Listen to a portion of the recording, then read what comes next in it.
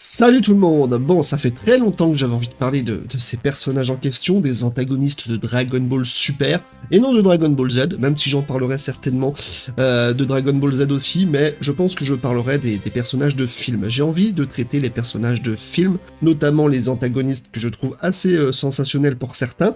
Dites-moi ce que vous en pensez dans les commentaires, si ça vous intéresse que je parle un peu plus des films Dragon Ball, en tout cas des antagonistes, ou pourquoi pas d'autres personnages, des personnages secondaires qui auraient pu être canonisés comme l'a été Broly, pourquoi pas, ça pourrait être une vidéo intéressante, mais aujourd'hui c'est bien sûr DBS que j'ai envie de traiter cette vidéo, parce que mine de rien, même si le manga est beaucoup décrié, moi je trouve de bonnes choses dans le manga, notamment justement les antas, mais aussi l'histoire parfois par moments qui est pas trop mal. Je pense que Dragon Ball Super souffre, on va dire, des chapitres mensuels, mais quand on commence à lire les chapitres vraiment par tome, je trouve que ça passe beaucoup mieux, en tout cas c'est mon avis. Mais bon, ce n'est pas le sujet, peut-être qu'un jour je parlerai en détail des arcs effectivement, mais ce n'est pas le sujet. Comme d'habitude, je t'invite à aller sur mes réseaux sociaux, qui sont toujours marqués dans la description, notamment Twitter et Twitch où je suis le plus actif actuellement. Peut-être que je vais essayer d'aller sur les autres réseaux, en tout cas TikTok aussi, j'y suis pas mal, j'essaie d'y aller pas mal en tout cas, et tout le reste. Donc je compte bien sûr sur toi comme d'habitude mon gars. Sur ce, bonne vidéo, et je t'invite à me dire quel est ton antagoniste préféré dans DBS, justement. Zamatsu,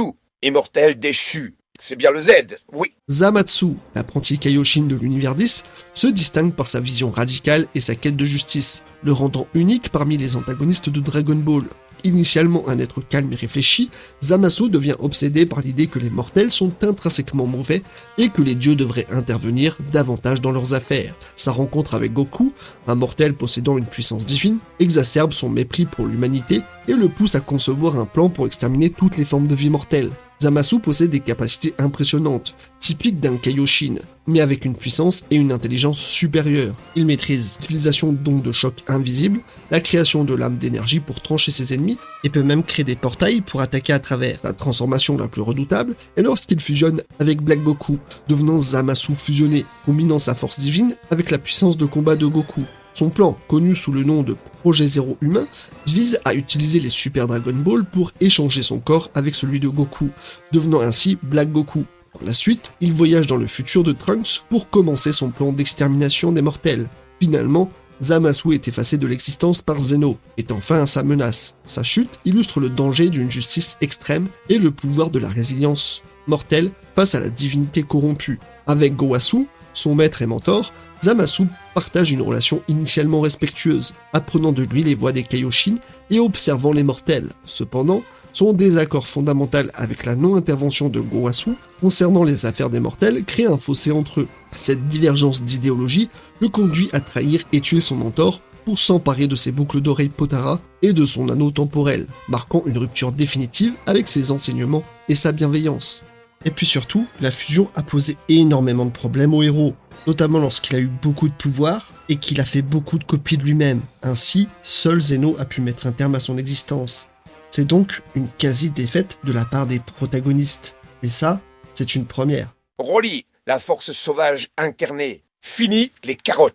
Broly, dans sa version Dragon Ball Super, est un Saiyan quelque peu puissant, le fils de Paragus, se distinguant radicalement de son homologue de Dragon Ball Z pour quelques raisons. Élevé sur la planète Vampa, Broly est un guerrier légendaire, mais contrairement à sa représentation antérieure, il est dépeint comme un individu réservé et émotionnellement complexe, qui ne libère sa rage dévastatrice qu'en combat. Son immense puissance attire l'attention de Freezer, qui l'utilise dans son conflit contre Goku et Vegeta. Au cours du film, il affronte les deux Saiyans dans des combats épiques, révélant sa capacité à accéder au Super Saiyan légendaire. Malgré sa force brute, Broly est un personnage tragique, manipulé par son père et Freezer, et il ne souhaite pas vraiment se battre. Sa transformation est déclenchée par la mort de son père, orchestrée par Freezer pour exploiter sa rage. Dans un affrontement assez légendaire, la force de la nature brutale et sauvage qu'est Broly se mesure à Gogeta, la fusion certainement la plus puissante. Leur combat, déchirant les dimensions par leur puissance phénoménale, se déroule avec une intensité presque égale, témoignant ainsi de la force inégalée de Broly, face à l'union des deux plus grands héros.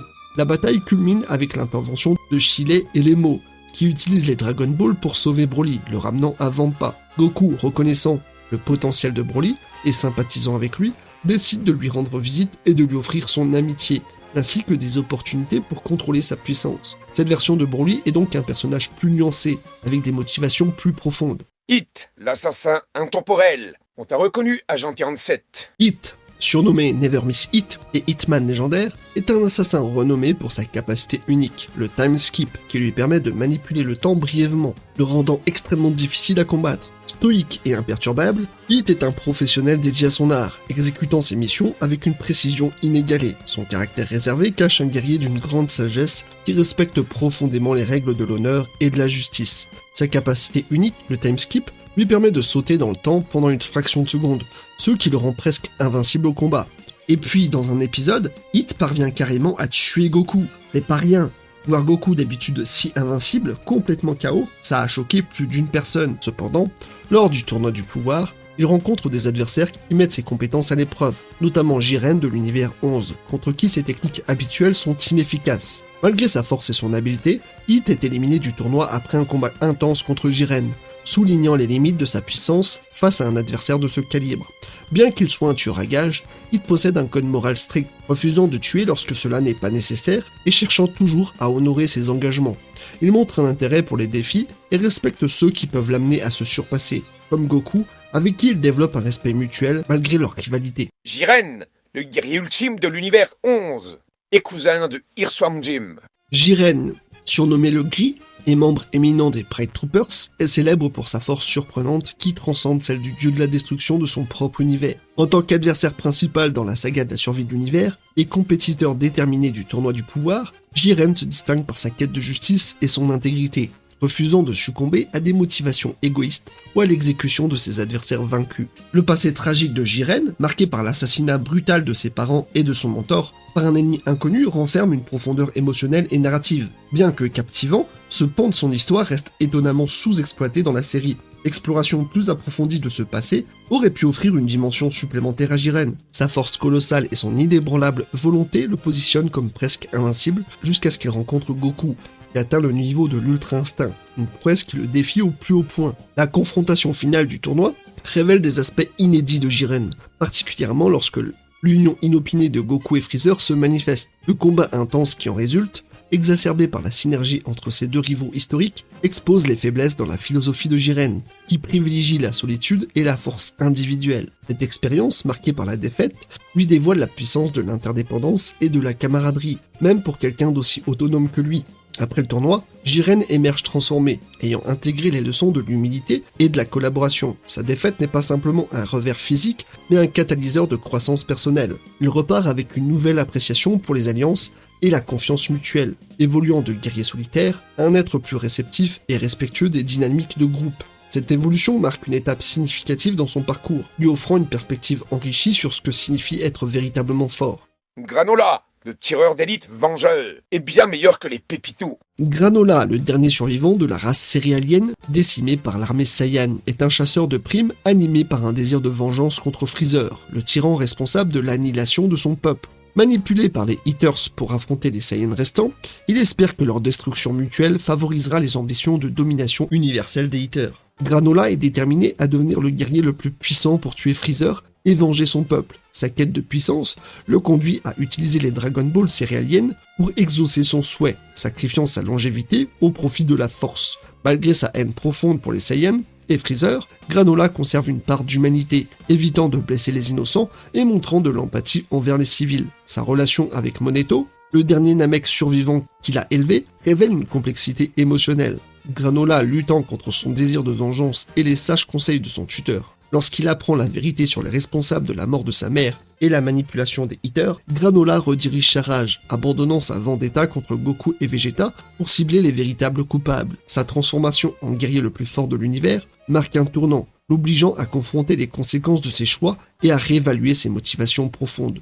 Contrairement à de nombreux antagonistes de Dragon Ball qui sont motivés par la soif de pouvoir ou la domination, la quête de Granola est alimentée par un désir profond de vengeance et de justice pour son peuple. De plus, son évolution d'un antagoniste aveuglé par la haine à un allié qui reconnaît ses erreurs et apprend la vérité sur son passé offre un arc narratif riche. Le combat le plus significatif de Granola est contre Gas, membre des Eaters, qui est considéré comme le guerrier le plus fort de l'univers après que Granola ait utilisé son souhait pour obtenir une puissance immense. Lors de leur confrontation, Granola, bien qu'extrêmement puissant, est confronté à un adversaire redoutable qui a également reçu un boost de puissance. Gas, l'étoile montante de l'Eater, et non les Haters. Ça, c'est X. Gas, membre de la famille Eater et prodige de combat, est un antagoniste central de la saga Granola, le survivant. Transformé en guerrier le plus fort de l'univers 7 grâce à un vœu, il surpasse Granola et devient une menace majeure pour Goku et Vegeta. Sa loyauté indéfectible envers sa famille, en particulier Elec, et son approche sérieuse et pragmatique du combat,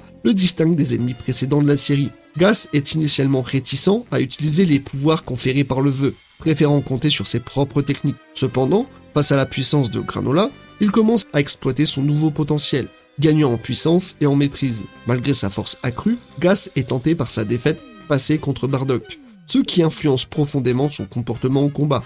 Sa transformation en un état berserk montre sa puissance brute, mais aussi sa vulnérabilité émotionnelle. Même dans ces derniers moments, alors que son corps se désintègre à cause de l'énergie dévorante de ses pouvoirs, Gas reste déterminé à accomplir les objectifs de la famille Eater. Malgré sa puissance immense acquise grâce au vœu de devenir le plus fort, son corps commence à se détériorer sous l'effet de l'utilisation excessive de ses nouvelles capacités. Il brûle sa propre vie. Dans les moments décisifs du combat, alors qu'il est déjà affaibli et que son corps se décompose, Freezer apparaît soudainement sur le champ de bataille. Même si Gas tente par tous les moyens de respecter sa part du contrat, son adversaire est bien trop fort pour lui et le one-shot sans aucune forme de respect. Bien qu'étant un combattant redoutable et un personnage clé dans cette saga, Gas peut être perçu comme plus plat comparé à d'autres antagonistes, en raison de sa nature d'obéissance presque inconditionnelle envers Elec et sa famille. Cette loyauté sans faille limite sa profondeur en tant que personnage, car ses motivations et ses actions sont largement dictées par les désirs et les ordres d'Elec, réduisant ainsi son autonomie et sa complexité. Contrairement à des antagonistes comme Vegeta, Freezer ou Cell, qui ont des ambitions propres, des histoires personnelles riches et des évolutions de caractère marquées, Gas fonctionne davantage comme un instrument dans la volonté des Eaters. Son développement personnel est restreint par son rôle de muscle de la famille, et ses objectifs ne sont pas les siens, mais ceux qu'Elec lui impose. Même sa quête de puissance via le vœu des Dragon Ball est un moyen d'atteindre un but fixé par Elec, plutôt qu'une aspiration personnelle. Moro, le dévoreur de planètes, il en a rendu chèvre plus d'un. Moro, le mangeur de planètes, se distingue comme un antagoniste remarquable en raison de sa conception unique et de sa menace omniprésente. Moro incarne le mal pur, inspiré par les démons occidentaux et la faucheuse, ce qui le rend véritablement et thématiquement distinct des méchants précédents de la série. Son mépris pour la vie, son utilisation stratégique de la magie pour absorber l'énergie des planètes et des êtres vivants, et son arrogance démesurée le positionnent comme une force destructrice majeure, défiant même les dieux de l'univers. Contrairement à d'autres antagonistes de Dragon Ball qui peuvent montrer un certain respect ou une évolution morale, Moro est dépeint sans aucune rédemption possible, un être de destruction pure qui voit les réactions divines comme de simples repas. Sa capacité à manipuler et à trahir pour atteindre ses fins souligne son intelligence maléfique, le distinguant des ennemis qui reposent principalement sur la force brute. Enfin, l'impact de Moro sur la série est profond, menaçant l'existence même de planètes entières et mettant en péril des héros comme Goku et Vegeta d'une manière que peu ont fait auparavant. Son désir de consommer et de détruire, couplé à son mépris pour toute forme de vie, en fait un méchant emblématique qui incarne une menace existentielle. C'est toutefois lorsqu'il absorbe Seven Free que la difficulté croît vraiment. Une de ses meilleures scènes est lorsqu'il révèle sa vraie forme et commence à absorber l'énergie de la planète Namek, montrant sa puissance dévastatrice et son indifférence totale pour la vie. Ses capacités magiques lui permettent non seulement d'absorber l'énergie vitale des êtres vivants et des planètes, augmentant ainsi sa force, mais aussi de libérer les prisonniers de la patrouille galactique avec un simple vœu, illustrant son intelligence stratégique. En combat, Moro utilise sa magie pour manipuler l'environnement à son avantage, créer des illusions et même copier les capacités de ses adversaires, ce qui le rend extrêmement difficile à vaincre. Sa confrontation avec Goku et Vegeta, où il les surpasse en utilisant leurs propres forces contre eux, souligne son statut de menace ultime.